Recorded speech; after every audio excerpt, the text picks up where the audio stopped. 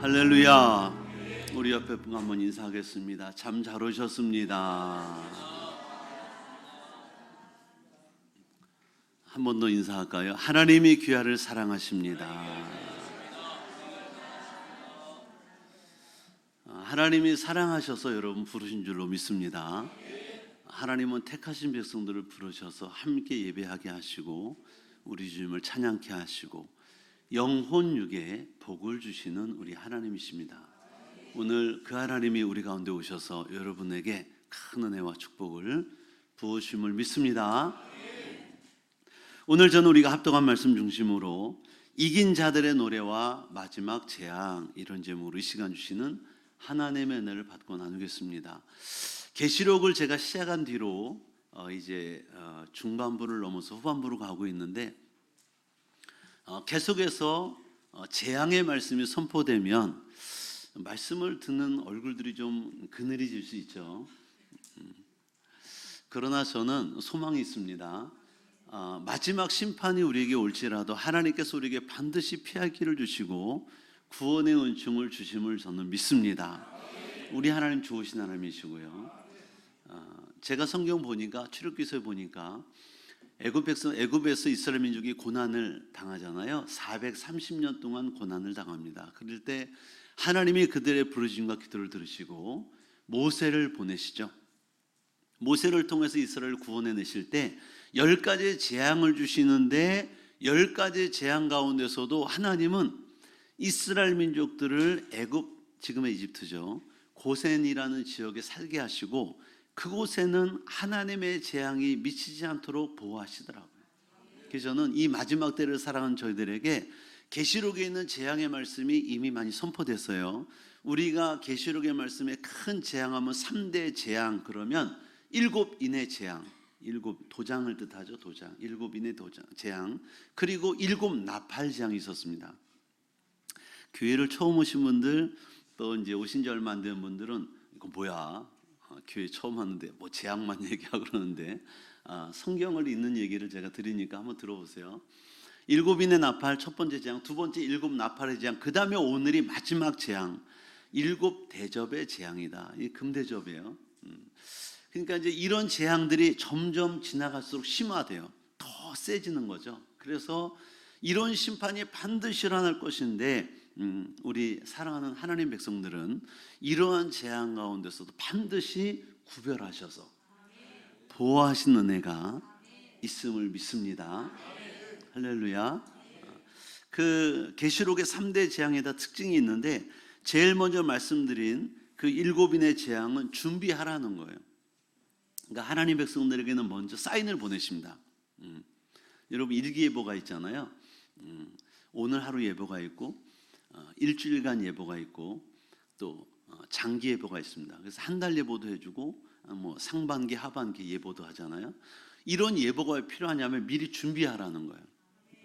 그러니까 오늘 말씀도 마지막 재앙을 말씀하는데 이 마지막 장에서도 오늘 읽은 15장은 7 대접의 재앙 중에 서러운 부분입니다. 그리고 맨 처음 저희가 계시록을 보면서 첫 번째 나타난 재앙, 7인의 재앙은 준비하라는 거예요. 사랑하는 백성들에게 이 땅의 환난과 핍박과 여러 가지 고난을 당하게 되는 때라도 준비하면 된다, 이런 말씀이에요. 그런 류의 말씀이고, 두 번째 나팔 재앙이 있죠. 나팔 재앙은 경고의 목적이 있는데 주님이 머지않아 오실 것을 말씀하고 있어요. 그래서 준비를 잘해라, 또는 경고의 메시지, 혹시라도 믿는 자라도 구원받지 못할 자가 없도록. 할렐루야. 오늘 교회 처음 오신 분들도 영의 귀를 열으셔서 하나님의 음성이 들리게 하실 줄로 믿습니다. 오늘 읽는 마지막 재앙의 특별한 뜻은 이제 하나님의 진노가 어떻게 임할 것을 구체적으로 보여주는 말씀입니다. 하나님의 진노가 장차 반드시 나타날 터인데 이 진노가 어떻게 나타날 것인가를 구체적으로 보여주는 말씀. 그래서 여러분 성경이 창세기부터 요한계시록까지 구약 성경, 예수님이 태어나기 전에까지 기원전의 말씀이 39권이고요. 예수님이 탄생한 뒤로 AD 1년부터 지금까지 2024년 왔는데 지금까지 주신 말씀이 이제 27권이잖아요. 그 총 66권입니다. 66권 이 말씀은 우리 전 세계 기독교인들은 정경, 무오하고 흠이 없는, 오점이 없는 말씀으로 믿고 있거든요. 그 말씀 창세기부터 요한계시록 전까지의 말씀은 거의 이루어졌어요. 그대로 이루어졌습니다. 말씀대로 이루어졌어요. 이거 믿으셔야 됩니다. 그리고 이제 5% 10% 남은 이 계시록의 말씀은 장차 이루어지는 말씀인데 저는 이미 이 말씀이 지금도 이루어지겠다고 믿어요. 진행이 되고 있다. 그런데 이제 우리가 중요한 것은 우리가 이 말씀을 접하기 전에 아직 앞으로 이루어질 일이지만 지금까지 90% 95% 이루어진 걸 보면서 하나님의 말씀은 반드시 이루어지는 말씀이구나를 깨닫기를 축복합니다. 오늘 첫째로 우리가 본문을 통해 알 것은 지금도 여전히 하나님의 심판은 진행되고 있다. 어떤 분들은 아니 하나님이 살아계시다면 신이 있다면 세상이 이 모양이야? 뭐 이런 분이 있거든요. 그런 분이 있잖아요. 그런 분이 있습니다. 아니 세상에 신이 의롭고 정의롭고 공의롭고 사랑과 은혜가 풍성한 하나님이 있다면 세상이 지금 이 모양이야 이러는데 여러분 이 가운데서도 주님은 지금도 하나님은 계속 일하고 계셔요. 이거 믿으셔야 됩니다. 그리고 마침내 이 말씀이 그대로 이루어진다. 1절에 보면 이렇게 사도 요한이 말하잖아요. 한번 같이 읽어볼래요? 시작. 하늘에 크고 이상한 다른 이적을 보매 일곱 천사가 일곱 재앙을 가졌으니 곧 마지막 재앙이라 하나님의 진노가 이곳으로 마치리로다. 그래서 이 마지막 일곱 대접의 재앙으로 모든 재앙의 심판이 끝이 납니다. 근데 이제 보니까 하늘에 크고 이상한 다른 이적을 보았다라고 말씀하잖아요. 사도 요한의 환상을 열어서 영의 눈을 열어서 지금 하늘에서 하나님이 이룰 것을 다 보여주시는 거예요. 사람은요 육의 눈이 있고 영안이 있는 거 아시죠? 육의 눈과 영적인 눈이 있습니다. 그래서 우리가 지금 보고 있는 자연인들은 육의 눈을 보고 있는 거야. 꽃이 있고 트리가 있고 다 보이잖아요. 근데 영적인 영안이라고 말하는 영적인 눈은 하나님은 영이신데 보이지 않잖아요. 그리고 영의 세계, 우리 믿음 생활은 영이신 하나님을 섬기는 믿음 생활이니까 영적 생활입니다. 그러니까 육의 눈으로는 잘 안 보여요. 하나님이 보이지도 않고. 처음 교회 나온 분들 혹시 또 안 믿는 분들이 이런 얘기하잖아요. 야 하나님 보여줘봐 내가 믿을게 이런 얘기 하거든요. 근데 그분은 영이시기 때문에 안 보여요. 그러나 공기가 눈에 안 보여도 전파가 안 보여도 지금 핸드폰 키면 다 전파를 잡죠. 라디오 키고 TV 키면 다 잡아요. 없는 것처럼 보이나 분명히 있습니다. 그렇죠? 다 있습니다.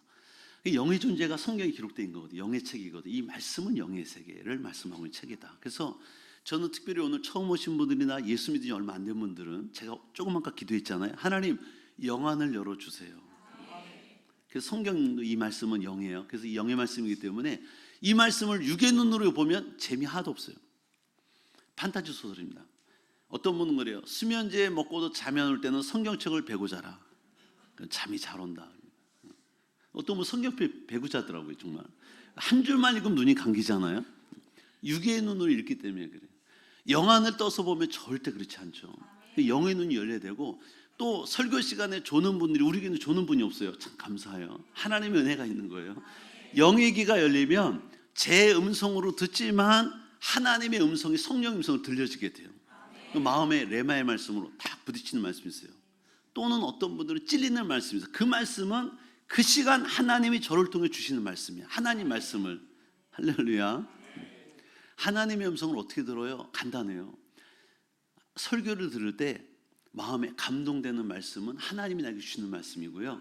성경 읽다가 마음에 딱 꽂히는 말씀은 지금 이 시간 나에게 주시는 말씀이에요. 하나님의 음성 듣기 쉽죠?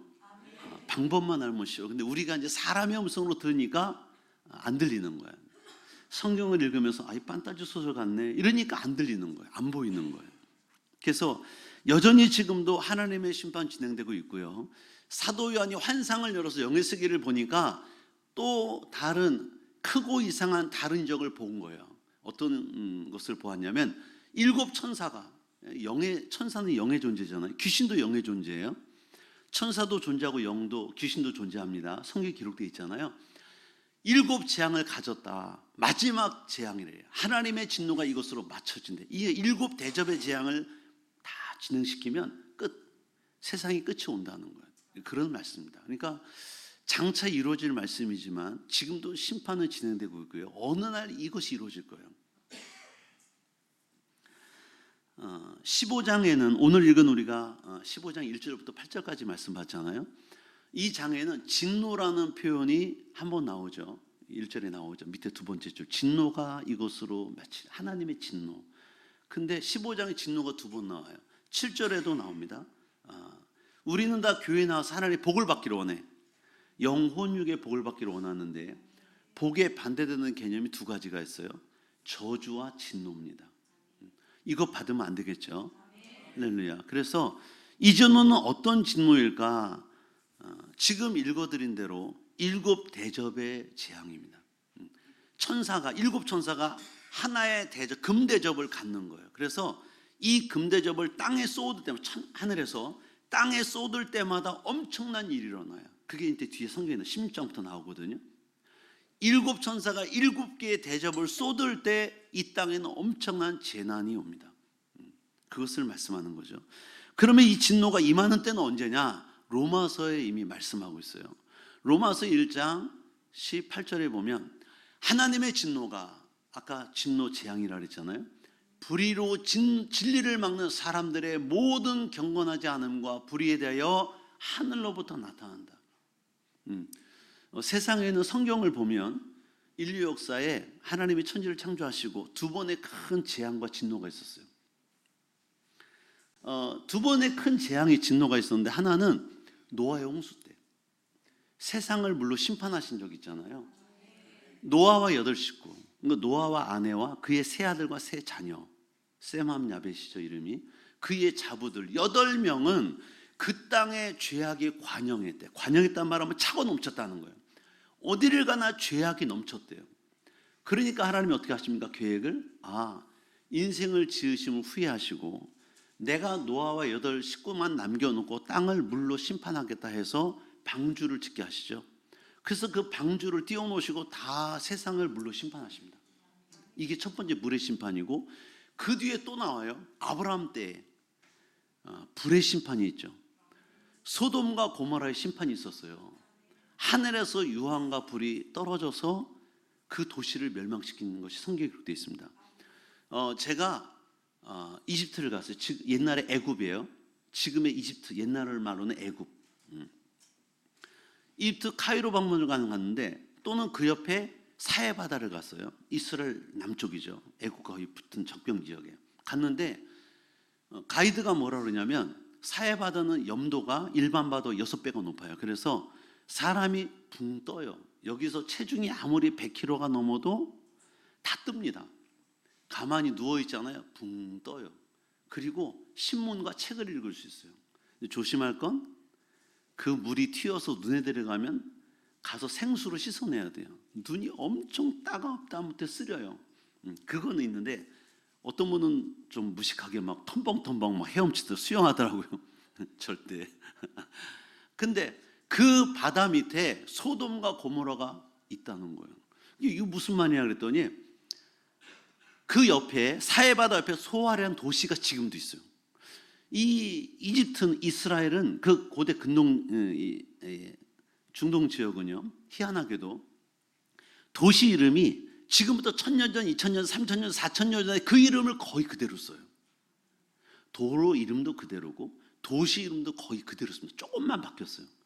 그러니까 제가 가니까 소아라는 도시가 저기 있대요. 여러분 창세기 보시면 소돔과 고모라가 불로 멸망당할 때 옆에 소아라는 도시가 나와요. 그러면 그 옆에 소돔과 고모라성이 있었다는 거예요. 근데 지금 흔적도 없이 사라졌어요. 가이드 말로는 그 죄악이 너무 넘쳐서 바닷물에 그 짠물에 6배나 높은 그 염도가 높은 물에 절이고 있다는 거예요. 소금물은 좀 이렇게 정결케 하는데 소독할 때 쓰잖아요. 소독할 때도 그 물에 지금 담그고 있다는 거야. 그래서 믿어줬어요. 얼마나 죄가 많았으면 유황불비를 멸망시키고 소금물에 담가두셨을까 이런 생각을 했어요. 좌우간 로마서 1장 18절 말씀 보니까 하나님의 진노, 재앙이죠. 불의로 하나님이 기뻐하신 뜻이 아닌 그런 뜻으로 진리를 막는, 하나님의 복음, 하나님의 말씀을 믿지 못하게 하고 막아서는 자들이 경건하지 않은 그때, 이런 사람이 많아질 때 세상은 심판을 당한다. 하나님의 진노가 임한다. 요즘에 여러분 점점 세상이 좀 악해진다 생각하지 않습니까? 죄가 점점 많아진다 생각하지 않아요? 저는 그렇게 봐요. 영적인 온도를 볼 때 점점 높아지고 있다. 죄악의 온도가 점점 높아지고 있다. 이런 생각을 하게 되고요. 그래서 오늘 저 여러분들이 이 세상의 불의가 강해지고 죄악이 관영할 때마다 하나님의 진노의 심판이 반드시 이루어질 것이고 하나님의 심판은 지금도 진행하고 있다라는 걸 기억하시기 바라고요. 두 번째는 이기는 성도는 두 가지의 승전가, 이기고 나서 부른 노래가 있어요. 이 노래가 오늘 성경에 기록되어 있습니다. 이것을 부를 수 있다라는 거예요. 2절로 4절을 볼까요? 여러분 한번 눈을 크게 뜨시고 자 크게 한번 읽어볼까요? 시작. 내가 보니 불이 섞인 유리바다 같은 것이 있고 짐승과 그의 우상과 그의 이름의 수를 이기고 벗어난 자들이 유리바닷가에 서서 하나님의 검은고를 가지고 하나님의 종 모세의 노래 어린 양의 노래를 불러 이르되 주 하나님 곧 전능하신 이시여 하시는 일이 크고 놀라우시도다. 만국의 왕이시여 주의 길이 의롭고 참되시도다. 주여 누가 주의 이름을 두려워하지 아니하며 영어롭게 하지 아니하리까. 오직 주만 거룩하시니이다. 주의 의로우신 일이 나타났음에 만국이 와서 주께 경배하리이다 하더라. 아멘.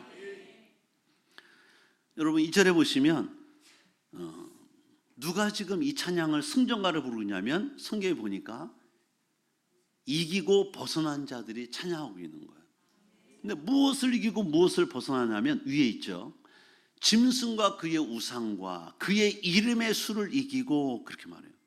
계시록은 좀 비유로 돼 있어서 제가 풀어드려야 돼요. 짐승은 누구냐면 적그리스도, 또 그의 우상, 이제 귀신을 섬기는 것들이죠. 그의 이름의 수, 성경 보니까 지지난주에 보니까 666 짐승의 숫자라고 그러잖아요. 앞으로는 666이나 숫자는 짐승의 수인데 이것을 사람의 이마나 손등에 받게 한다. 오른손등 위에. 그래서 이것이 없는 자는 매매나 거래를 하지 못하게 하고 사업, 직장 아무 데도 못 다녀요. 그러니까 장차 적그리스도가 세상에 나타나면 하는 일이 뭐냐면 지금 세상이 점점 혼돈 속으로 들어가죠. 러시아, 우크라이나 전쟁, EU가 참전하게 되고 이제 장차 앞으로 지금 또 이스라엘과 팔레스타인 하마스 전쟁이 일어나죠. 또 모르죠. 중국과 대만 전쟁이 있고 우리나라 북한도 위협에 있죠. 인도와 파키스탄, 인도와 중국 적경적으로 계속 싸우고 있거든요. 앞으로 더 많은 일이 일어날 수도 있어요. 이런 모든 일들, 전쟁과 모든 불협화음을 세계의 가장 유명한 인사가 나타나서 더 화평케 한다는 거예요. 7년 환란 중에 전반기 3년 반, 이 적그리스도가 피스, 세상의 평화를 약속하고 평화를 정말 줘요. 가는 곳마다 전쟁터가 평화의 장으로 변해 능력 있는 삶을 나타내는 사람이 한 사람 나타날 것이다. 그래서 그 사람이 전 세계를 정치 하나, 종교 하나로 통합한다. 그 사람이 누구냐? 적그리스도. 그 사람이 가지고 숫자가 뭐냐? 666.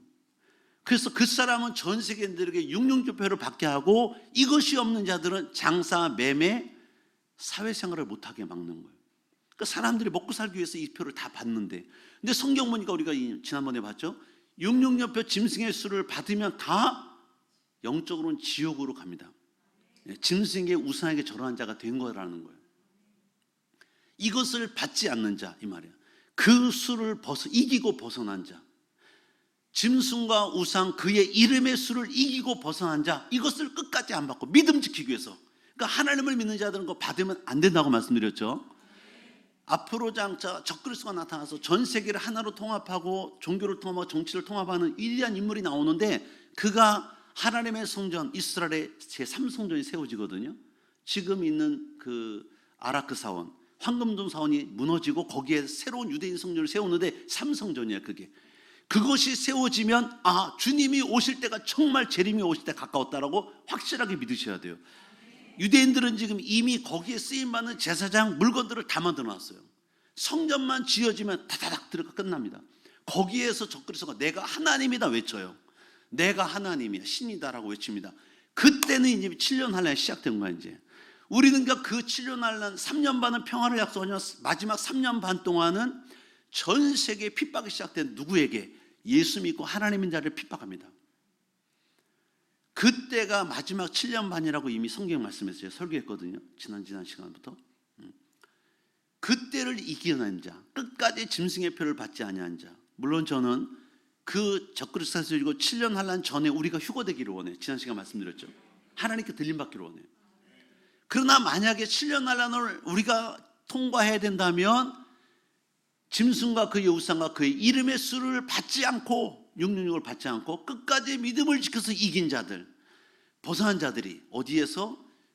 불 섞인 유리바다에서 하나님의 검문과 찬양하고 있다는, 승정하러 부르고 있다는 거예요. 특별히 유리바다에 불이 섞였다는 표현을 하잖아요. 이 불은 시험과 환난의 불입니다. 고통의 불입니다. 이런 온갖 환난과 고통을 이기고 환난을 이기고 난 자들이 그 불 섞인 유리바다, 여러분 계시록 1장부터 보시면 하나님의 보좌가 있고 그 보좌 앞에 유리바다가 쫙 펼쳐져 있대요. 이건 천상의 세계를 말하는 거예요. 천국은 그렇다는 거예요. 하나님 보좌 앞에 네 생물이 있고 24장로가 있고 그 앞에 순교자들이 있고 그 앞에 어린 양이 있고 그 중간에 어린 양이 있고 그 앞에는 유리바다가 쫙 펼쳐져 있대요. 여기에 서서 이제 그 이긴 자들이 승전가를 지금 부르는 거야. 할렐루야. 이들이 지금 부를 때 거기 보시면 하나님의 검은고를 가지고 이런 표현하잖아요. 하나님의 검은고. 이스라엘 사람들은 검은고를 타지 않아요. 가야금을 타지 않아요. 이건 우리나라의 원래 그게 하프입니다. 하프. 원어에는 하프예요. 하프 아시죠? 이렇게 세워져서 이런 모양으로 돼 있고 줄이 쫙 있는 거예요. 하프를 이렇게 타잖아요. 이렇게 타죠. 그림으로 보셨죠? 그림 하나 올릴 걸 그랬어. 하프. 우리나라는 성경을 번역할 당시 하프가 없었기 때문에, 이런 개념이 없었기 때문에 어떤 나무에다가 줄을 걸치고 타는 거구나. 그래서 검은고로 표현했습니다. 가야금, 검은고. 무슨 노래를 하냐면, 무슨 노래를 합니까? 모세의 노래와 어린 양의 노래를 한대. 이게 다 승전가거든요. 모세 노래는 뭐예요? 이스라엘 민족이 애굽에서 지금 이집트 430년 노예 생활하다가 하나님 모세를 보내서 10가지의 재앙을 통하여 그들이 나와요. 출애굽 엑소스합니다. 나와가지고 광야를 들어가기 전에 홍해가 가로막혔어. 홍해. 모세가 인도해내는데 앞에는 바로의 군대가 쳐들어오고 뒤에는 바닷가야. 홍해 바닷가. 제가 이집트 가서 홍해 바다를 가봤는데 우리나라 동해 바다는 깊어봤자 150m입니다. 180m, 200m 채 안 돼요. 그래서 검푸른 바다 이렇게 표현해요. 너무 깊으니까 검푸르다는데, 제가 홍해를 가면 원래 홍해의 뜻은 붉은 바다라는, 붉은 홍자를 써서 붉은 바다에 바다의 자를 써서 원래 붉은 바다, 산호초가 많기 때문에. 그런데 그 붉은 바다가 아니에요. 가보니까 얼마나 깊은지 그냥 검은 바다야. 검푸른 바다. 짙은 군청색에 검은색 풀어놓은 거예요. 그 정도 1000m 보통 깊이가 상대가 안 되죠. 동해 바다하고. 근데 그런 바다가 뒤에 있으니까 모세와 이스라엘 민족이 꼼짝달싹 당하게 생겨요. 바로 근데 쳐들어오고 있는데 붙잡아서 다시 가려고. 그런데 그때 모세가 하나님께 부르짖잖아요. 하나님이 말씀하시죠. 너는 왜 내게 부르짖고 있느냐? 내가 준 지팡이를 앞으로 내밀어 바다를 갈라지게 하고 이 백성들을 지나가게 하라 그래. 그래서 모세가 지팡이를 내밀자 바다가 갈라져. 큰 동풍이 불어서 바다를 불어내죠. 그리고 그 마른 땅으로 이스라엘 민족이 지나가죠. 그리고 나서 바로의 군대가 마차와 또 창을 방패를 두고 막 달려들잖아요. 말을 타고. 이스라엘 민족이 건너편에 도착하자마자 바다를 물을 합쳐요. 누가? 하나님이. 제가 그래서 이집트 카이로 박물관을 가봤잖아요. 갔더니 홍해 바다에서 건져낸 유물들이 거기 잔뜩 있는 거예요. 마차바퀴, 말뼈, 사람 인골, 산호초가 붙은 채로 막 떼어낸 채로 막 있는 거야. 이거 어디서 건져낸 겁니까? 홍해 바다에서. 지금 이집트 카이로 박물관 가보세요. 있어요. 그리고 잠수부들이 이 말씀이 사실인가 홍해 바다를 들어가 봤어. 유튜브에 나왔어요. 가서 수중 카메라로 촬영했는데 홍해물이 너무 맑아. 우리나라 동해 바다처럼 맑아요. 여기서 저만큼도 보여요. 뭐 이상한 형체가 무슨 긴 축에 바퀴 같은 게 막 붙어 있는 거야. 산호초에 막 따개비 막 붙어 있는 거야. 이걸 떼보니까 마차바퀴, 말뼈, 사람의 인골이 엄청나게 많은 거야. 창이 발견되고 방패가 발견되고. 이게 뭐냐? 아니 홍해 바다에 이런 게 왜 들어가 있는 거예요? 알고 보니까 성경대로 정말 그들이 죽은 그 시체와 뼈와 말뼈, 그 모든 창, 방패, 바퀴, 마차 바퀴가 그 안에 다 있는 거야. 그 중에 일부를 빼서 이집트 카이로 박물관에 전시해 놓은 거예요. 와, 많은 사람이 이래요. 아니, 성경책은 판타지 소설이야, 이 사람아. 그걸 믿고 있냐? 옛날 사람은 전설 따라 삼천리야. 아니요, 팩트입니다. 믿으실 바래요. 궁금하시면 이집트로 날아가셔서 보시기 바래요. 제가 가서 봤어요.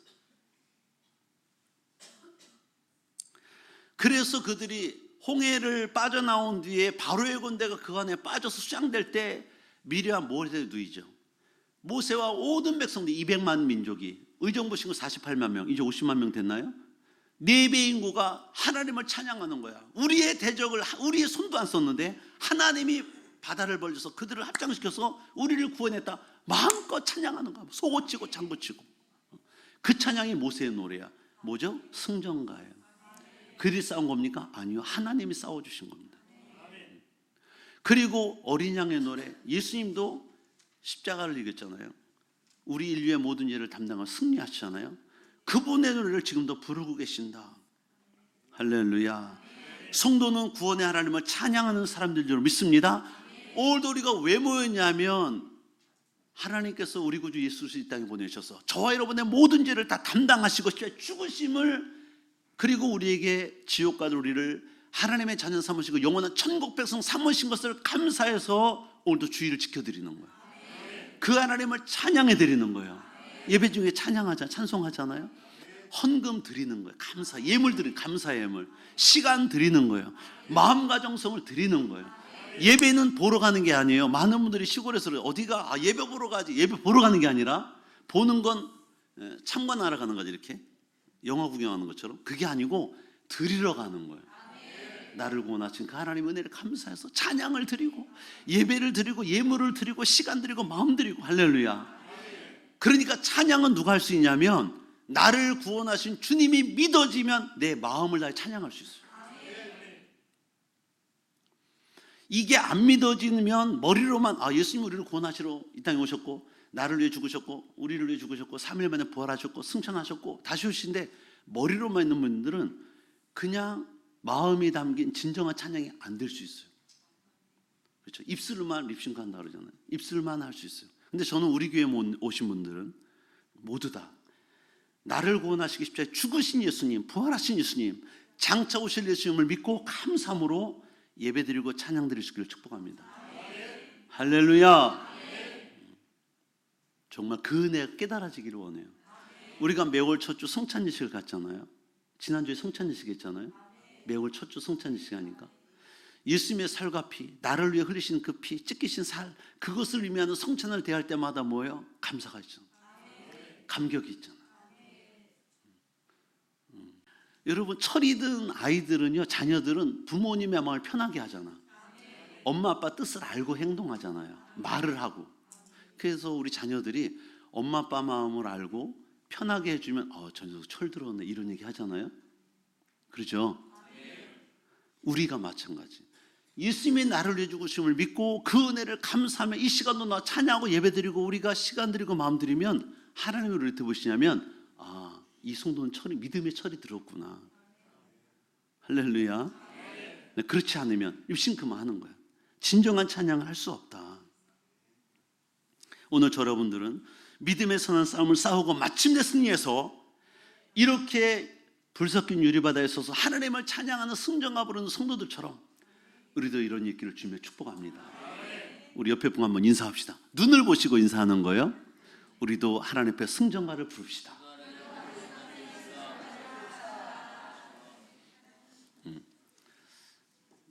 다 인사하셨죠? 셋째로 마지막입니다.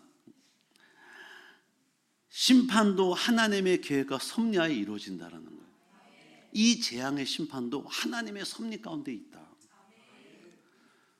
5절, 6절, 7절 말씀 한번 읽어볼래요? 자, 한번 보시면서 읽겠습니다. 시작. 또 이일 후에 내가 보니 하늘의 증거장막의 성전이 열리며 7 재앙을 가진 7 천사가 성전으로부터 나와 맑고 빛난 세마포옷을 입고 가슴에 금띠를 띠고 내 생물 중에 하나가 영원토록 살아계신 하나님의 진노를 가득히 담은 금대접 7을 그 7 천사들에게 주니 그랬어요. 저는 이 성경을 읽을 때 가슴이 떨렸어요. 하나님이 정말 마지막 재앙을 주시는 대접을 드디어 주셨구나. 그럼 이제 주님이 오실 때가 됐다. 여기 보시면 증거장막 성전이 열렸대요. 이게 증거장막 성전이 뭐냐면 출애굽을 때 광야에서 하나님의 성막을 세워요. 텐트로, 조립식으로 지금의 교회를 세우는 거야. 근데 중요한 건 뭐냐면 그 증거장막 성전을 세웠는데 그 안에 가장 귀한 게 뭐냐?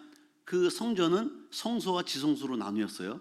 그래서 지성소는 하나님의 법궤, 요 강대상만한 나무, 아카시아 나무에 금박을 입힌, 황금을 입힌 그 법궤라고 있어요. 증거궤가 들어가 있는 그 증거궤는 법궤는 뭐냐면 그 말씀은 뭐냐면 모세의 십계명을 두 돌판을 놓은 상자가 있어. 금상자.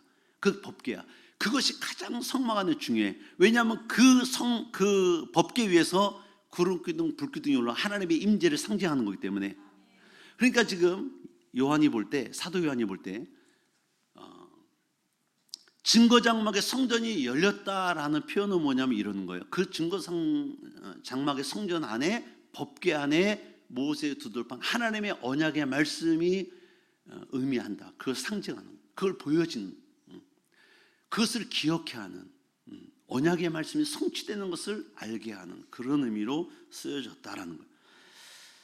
그래서 하나님은 왜 이러한 때 언약궤가 들어가는 묵시를 이 계시를 보여주셨을까? 이제 하나님은 이런 거죠. 그 모세의 두 돌판, 언약궤 안에 있는 그 돌판은 언약의 말씀이야. 하나님 백성과 하나님 사이의 약속이 담긴 걸 돌판에 쓰신 거예요. 언약의 말씀이거든요. 이것을 보여주신 이유는 뭐냐면 이 말씀도 창세기부터 요한계시록까지 하나님의 언약의 말씀인데 이 말씀이 반드시 앞으로 밝게 보여지고 이루어질 것을 보여주신 거다. 성취될 것을. 저는 성경이 아까도 말씀드렸지만 창세기부터 요한계시록까지 말씀이 쫙 오면서 다 이루어졌어요. 90%, 95%까지 이루어졌다고 하는 신학자도 있어요. 마지막 5%, 10% 계시록의 말씀만 안 이루어진 거예요. 마태복음 24장 이후에 종말론에 관한 말씀만 이루어지지 않은 거예요. 자소리가 전후서, 다니엘서, 에스겔서에 있는 일부 말씀만 안 이루어진 거야. 이게 묵시록과 다 연결되어 있거든요. 계시록과 그 말씀만 나머지고 다 이루어졌다. 그러면 90%가 이뤘다면 95%가 이뤘다면 앞으로 5%, 10% 남은 것도 이루어질 거다.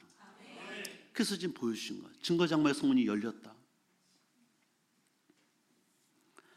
물론 축복의 말씀도 이루어 주십니다. 할렐루야. 우리 교회와 여러분들이 지금까지 하나님의 축복의 말씀 붙들고 와서 다 하나님 이루어 주셔서 지금도 이루어지고 있는 분도 있고 진행형이야.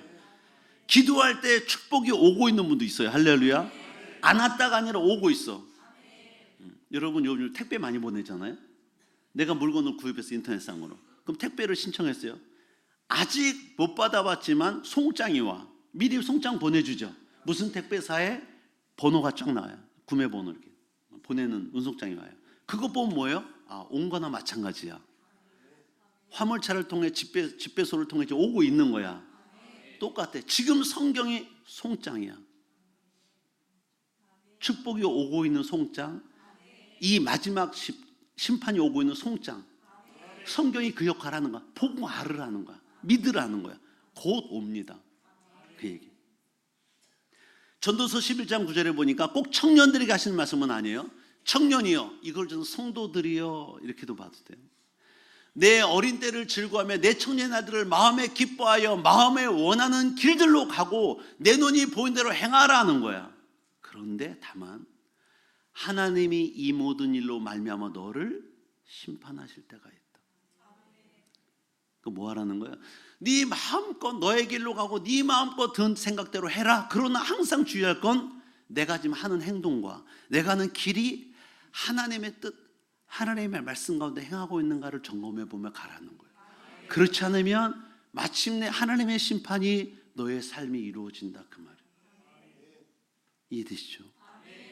그 많은 분들이 이렇게 생각해요. 저도 처음에 어렸을 때부터 이제 믿음 생활했는데 저도 믿음이 엄마 뱃에서 날 때부터 목사 믿음이 아니었겠죠?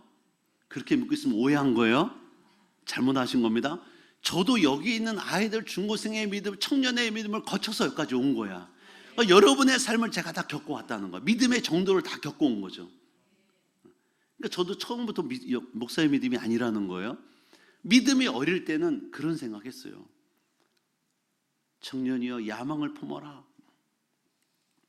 그래서 막 마음대로 살고 싶어. 교회 가면 꼭 얽매이는 것 같고, 뭔가 밧줄로 붙들어 매는 것 같고, 나를 못 살게 하는 것 같고, 막 그런 때도 있었어요. 제가 지금 생각하면 창피한데 그때는 그게 맞는지 알았어요. 그래서 이런 말씀이 있으면 싫었어요. 나를 얽매이는 말씀이다. 교회 가면 답답해, 고리타분해. 여러분도 혹시 그런 생각이 있으시죠? 이해해요. 제가 옛날에 저를 보는 모습 같습니다. 없을 수 없어요. 있어요. 당연할 수 있어요. 그런데 말씀을 좀 더 듣고 믿음 생활 하다 보면 생각이 바뀌어요. 하나님 나를 정말 사랑하셔서 그런 말 하시는, 그런 말씀이 있구나. 제 예를 들어 볼까요? 요즘 겨울이면 제가 옛날에 시골 가면 방학 때 가면 연 날리기 있어요. 연 날리기. 이 말할 때 조심해야 되는데, 연 날릴 때 연이 날리는 연 얘기는 방패연, 가오리연 얘기하는 거예요. 가오리연이 방패연이 올라가잖아요. 그러면 얘들은 다 땅에서 지금 줄이 매어 있어. 연줄에. 그렇죠? 근데 이 연이 혹시 이렇게 생각할 수 있잖아요. 와, 굉장한데 내가 지금 땅에서 100m를 날아왔네, 150m 나왔는데 나는 정말 대단한 존재야. 이 연줄 뭐야, 나 묶고 있네, 끊어버려. 딱 끊었어. 어떻게 될까요? 추락입니다. 어느 정도 날아가겠죠, 바람이. 근데 마침내 추락. 여러분, 어떻게 보면요, 이 믿음 생활에 우리가 교회 하나님 말씀이 나를 얽매는 것 같지만 절대 오해하지 마세요. 이건 나를 오히려 더 잘 날도록 붙잡아주는 거예요. 우리 홍미정 목사님 아들이 사위가 기장이야. 특별히 파일럿들은 막 공중에서 비행기가 막 회전하잖아요. 그러면 벨트가 보통 X밴드입니다. 우리 여러분 차 타면 하나만 매죠. 하나? 보통 하나? X밴드 매는 차 없죠? 제가 아직 못 봤어요. 비행기는 X밴드를 매요. 왜? 비행기 막 하늘에 공중 회전도 하잖아. 막 이래가 막 급강하고 막 이러잖아요. 근데 이 X밴드를 찰 때 이 파일럿이 뭐야 이거? 귀찮네. 이게 뭐야? 나를 억압하네. 나를 쪼이네. 다 끊어. 그러고 만약 했다 봐. 어떻게 될까? 하는 거예요. 이건 나를 죄 메어주고 얽매이는 것 같지만 결국 내 안전을 보호하는 거예요. 이거 안 하면 안 됩니다. 급가동, 급과속, 회전 안 됩니다. 저는 교회 또는 하나님 말씀이 그런 이거를 한다고 생각해요. 믿음이 자라보니까 그렇더라고. 나중에 알고 보니까 그렇더라고. 어릴 때 몰랐어요. 할렐루야. 교회와 말씀 반드시 여러분 삶에 복이 됩니다. 우리 하나님을 만복의 근원 되신 하나님이래요. 그러니까 만 가지 복을 다 주신 하나님. 전도서 12장 14절에 말씀하니까 하나님은 모든 행위와 모든 은밀한 일을 선악간에 심판하신대. 그러니까 우리 하나님은 다 보신 하나님. 그래서 하나님은 선한 일을 한다면 선한 대로 상을 주시고 상급 주시고 복을 주시고, 악한 일을 해 악한 일대로 하나님 심판하신. 지금도 우리 주님은 시퍼렇게 눈을 뜨시고 계십니다. 할렐루야. 지금도 살아계시다. 그래서 우리의 하나님의 거룩한 백성들은 이제는 이러한 하나님의 백성으로서 거룩한 하나님의 대리자로서 사명도 감당해야 될 줄로 믿습니다. 6절 이하를 보시면 이 7 대접을 받는 천사들의 복장에 대해서 말씀하고 있어요. 복장. 여기 보니까 그 7 천사는 어떻게 말하냐면 맑고 빛난 세마포. 이건 구원받은 백성이야. 예수의 피로 씻음받은 백성이야. 그 짐승과 우사의 그 수를 받지 않냐고 이긴 자들이 마침내 받는 옷, 빛나는 세마포 옷, 구원받은 백성들이 입는 옷이에요. 여러분, 우리가 입는 옷은 아무리 100% 비단 그래도요 칙칙해요. 하나님 신 옷을 입잖아요. 맑고 빛나는 옷, 빛나는 옷, 세마포 옷을 입다. 옛날에 제사장들이 이런 옷을 입고 에봇을 입었어요. 그리고 금띠를 띄어 가슴에.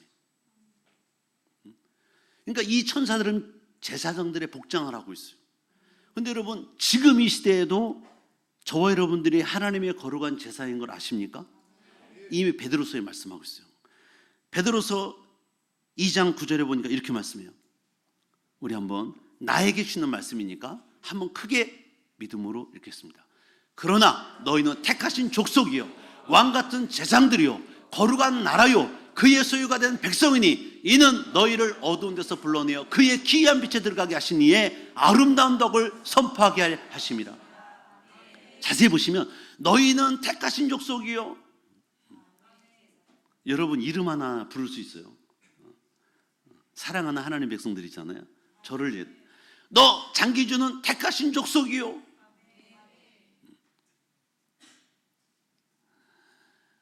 왕 같은 제사장들이요. 우리는 다 제사장의 직분을 가지고 있어. 거룩한 나라요. 하나님의 나라 백성 없는 나라 없죠. 우리나라도 5천만이기 때문에 대한민국이 있는 거예요. 백성 없는 나라는 없습니다. 우리가 하나님의 백성이고 하나님 나라야. 옆에 분간 있어. 귀하가 하나님의 나라입니다. 여러분이 하나님의 나라요. 또 그의 소유가 된 백성이니 기분 나쁜 분 없죠? 나 하나님 거? 아닌데? 우리 와이프 건데? 우리 와이프는 내 남편 건데? 우리 자녀들은 우리 엄마 건데 나?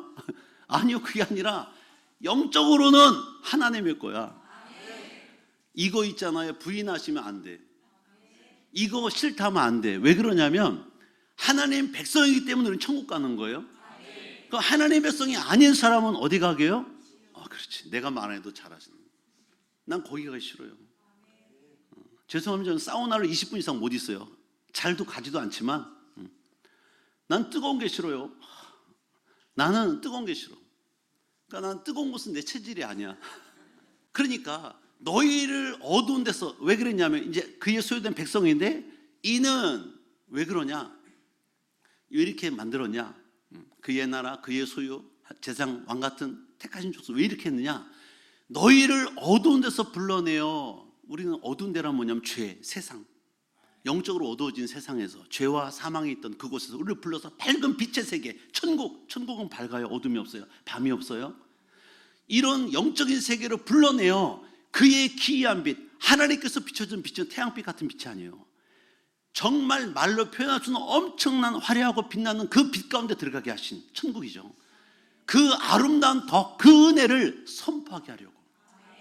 왜 우리를 왜 택하셨냐? 왕같은 사랑을 주셨냐? 그의 거룩한 나라를 삼냐? 그의 소유를 만들었냐면 그 하나님의 아름다운 덕을 선포하게 하려고, 전하게 하려고. 여러분이 만약에 아내 때문에 교회 나왔고 부모님 때문에 나왔고 친구 때문에 나왔고 와이프 때문에 나왔다면 잘 나오신 거예요. 여러분 하나님 백성 됐고요. 복 받을 자가 됐어요. 천국을 얻을 자가 됐고 영생을 얻을 자가 됐고 하나님의 자녀되는 권세를 주셨어요. 우리는 잔소리를 싫어하잖아요. 근데 교회 가려고 했는데 여보 교회 가지. 안 가. 가려고 했는데 기도하려고 했는데 여보 기도해야지. 기분 나쁘다 이거지. 기도하려고 했는데. 미리 얘기하지 마세요. 뒤로 기도만 해. 기도. 남자들은 존심이 세가지고 가오가 있잖아요. 가장이잖아요. 그러니까 그런 말 미리 하면 안 되냐. 기도만 하고 그냥 남편한테 말하지 말고 교회 갈 시간이 다 됐구나. 그럼 다 알아 뭔 말인지. 그냥 얘기해. 허공에다 대고 그냥. 아내들도 마찬가지예요. 이러면 시간이 다 됐네. 교회 가야 되겠네. 혼자 얘기하면 다 들어. 그거 다 애들도 다 들어요. 듣고 있어요. 굳이 기분 나쁠 필요 없잖아요. 그러니까 여러분들이 여러 번 이 자리에 오셨다면 잘 오신 거예요. 하나님의 백성 되고 하나님의 천국 백성 되고 상급받을 자가 되고 하나님 자녀가 되는 거예요.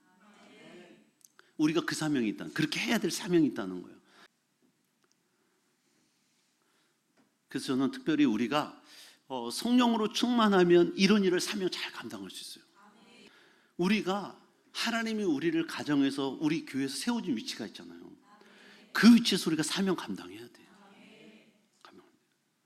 우리 사랑하는 분들이 영원히 지옥불에 들어가서 영원히 살면 좋겠습니까? 아니요, 그건 아니에요.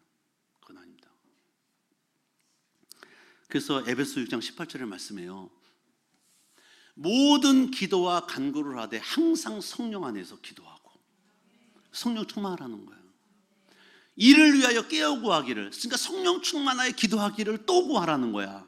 항상 있으며 여러 성도를 위하여 구하라. 기도하라는 거야.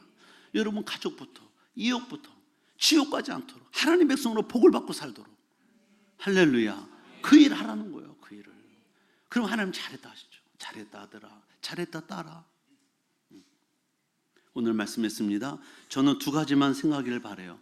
우리가 세상의 유혹이 사단은 어떻게 역사하냐면 아주 믿는 자의 공포감을 줘서 믿음 포기하게 만들거나 아니면 정말 부드럽게 유혹해서 아주 달콤한 유혹으로 나를 넘어지게, 둘 중에 하나예요. 이 모든 걸 이기고 마침내 하나님 앞에 서서 승전가를 불러야 되지 않겠습니까? 그 승전가 부르지 않은 거예요. 두 번째는 우리에게 주신 사명이 있어요. 목사님, 무슨 사명이요? 모르겠는데요? 있어요. 모르시면 저한테 개인적으로 오세요. 제가 알려드릴게요. 있어. 그 사명 감당하시라는 거예요. 특별히 우리 가족과 이웃, 친척들, 하나님 모르는 분들 있잖아요. 그분들 주기를 인도하셔서 그분들도 하나님 백성으로 복을 받고 살게 하고, 이 땅에서도. 그리고 천국 가야지 지옥 가면 안 되잖아요. 이 일을 위해서 부르신 거니까 이 사명 잘 감당해서 칭찬받는 저 여러분 되시기를 주님의 이름으로 축복합니다. 한번 말씀 붙들고 기도하기로 오네요. 다 같이 한번 일어납시다. 일어나셔서 앞에 기도 제목을 제가 띄웠어요. 하나님, 눈 뜨고 기도하셔도 돼요. 보시면서 하나님, 세상을 이기고 환경을 다스리며 죄를 이긴 자 되어서 승리의 노래 부르는 우리 모두 되게 해달라고, 내가 되게 해달라고 기도하시고, 두 번째, 하나님, 우리 가족, 친척, 이웃들을 마지막 재앙에 들지 않도록 저들에게 복음을 구원케 해달라고. 여러분 소리내서, 방언으로는 기도하지 마시고 소리만 내서 기도합시다. 소리 내서 우리 한번 간절한 마음 가지고 우리 하나님께 들으시니까 기도합시다. 주여, 주여, 주여.